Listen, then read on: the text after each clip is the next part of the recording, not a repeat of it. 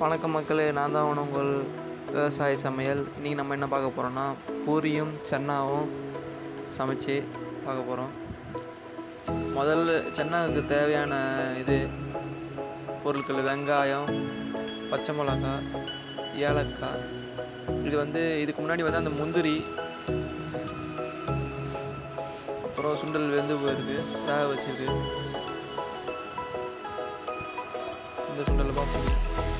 கொஞ்சோண்டு சோம்பு, ஒரு தேங்காய், முந்திரி, கட் பண்ண வெங்காயம் தேவையான அளவு,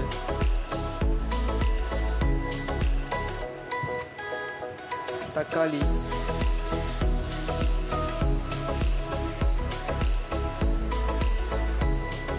மிக்ஸி ஜாரில் போட்டு கொஞ்சோண்டு தேங்காய். இது தாளிக்கு தேவையான மொத்த பொருள் எல்லாம் கட் பண்ணி அரிஞ்சு வச்சாச்சு. இதுக்கப்புறம் இப்போது தாளிச்சிடலாம். இது மாவு பிசைஞ்சு 1/2 ஹவருக்கு அப்புறம் எடுத்தது. இது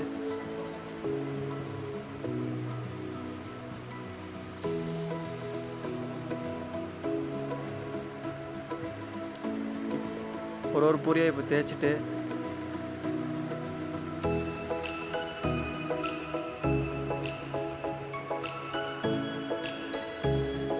எண்ணெயில் போட்டால் தான் இப்போ தாளிக்கு போகிற தேவையான சுத்தமான கடல் எண்ணெய், பட்டை, லவங்கம், ஏலக்காய், வெங்காயம் போட்டு வதக்கிட்டு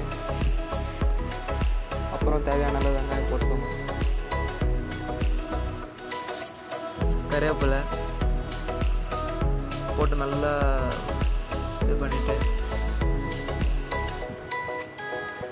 நல்லா மொறும்பெல்லாம் நல்லா வதக்கிட்டு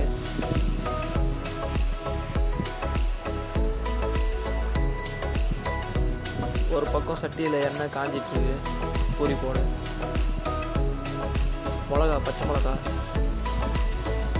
நம்ம ஃபஸ்ட்டில் சொன்ன 6 பொருள், அந்த முந்திரி எல்லாம் போட்டு மிக்சியில் தனியாக எடுத்து வச்சுருக்கோம், அரைச்சி வச்சுருக்கோம். இப்போ இஞ்சி பூண்டு விழுது போட்டு நல்லா வதக்கிட்டு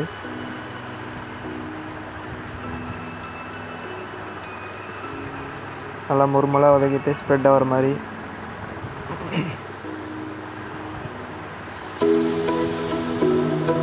இப்போ தக்காளி போட்டணும் தேவையான அளவு.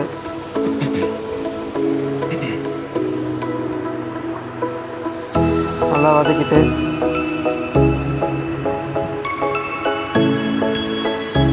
தேவையான அளவு உப்பு, உங்களுக்கு தேவையான அளவு கல் உப்பு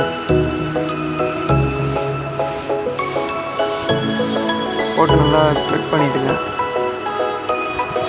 கறி மசாலா தூள்,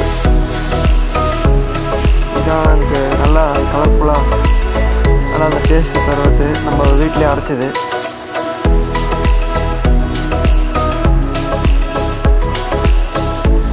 நம்ம வேக வச்ச மூக்கடலை எடுத்து ஊற வச்சது போட்டுருங்க. நல்லா பெருசாக உப்பிச்சுப்பாங்க, தண்ணியில் ஊறி நல்லா பெருசாக போட்டு நல்லா வதக்கிட்டு நல்லா வதக்குங்க. வதக்கிட்டு நம்ம அரைச்சி வச்சுருந்த அந்த மிக்சியில் அரைச்சி வச்சுருந்த இதில் ஊற்றிடுங்க.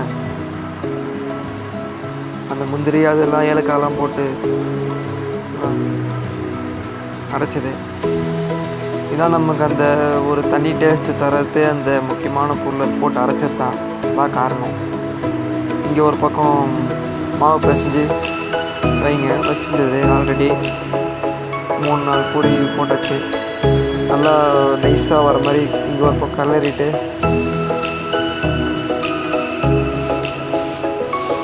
ஒரு பக்கம் வெந்துட்டுருக்கு.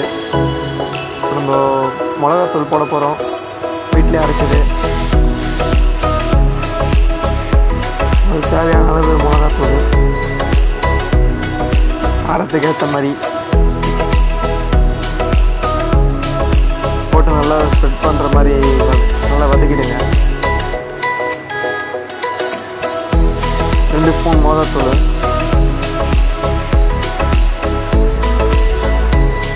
மிளகுத்தூள் 1/4 ஸ்பூன், ஒரு 1/2 ஸ்பூன்,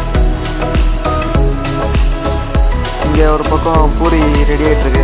மாவு உருட்டிட்டு கரெக்டாக அதுக்கு தகுந்த பதத்துக்கு தகுந்த மாதிரி மாவு உருட்டி எடுத்து இங்கே எண்ணெயில் போட்டு எடுக்கணும். முன்ன எண்ணெய் காஞ்சிது, அது நல்லா காஞ்சிச்சு. அதனால் இப்போ பூரி போட்டு எடுக்கலாம் வாங்க. 10 நிமிஷம் கழித்து கிண்டி பார்த்தாச்சு, நல்லா வெந்துடுச்சு. இப்போ வாங்க பூரி சாப்பிட்டு டேஸ்ட் பண்ணி பார்க்கலாம். வாங்க நீங்களும் சாப்பிட்லாம். வாங்க பூரி மசாலா சின்ன